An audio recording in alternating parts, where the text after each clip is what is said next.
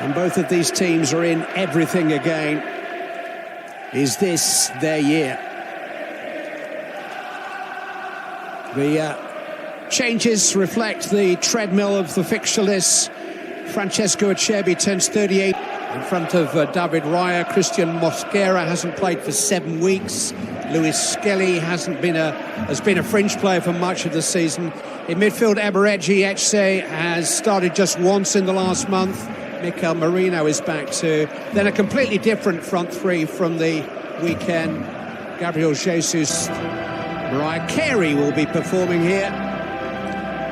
Walking behind the Stars and Stripes will be a US hockey team full of NHL stars again. The Evergreen Vaughn and Michaela Schifrin will be here preparing to chase skiing golds on the slopes of nearby Cortina.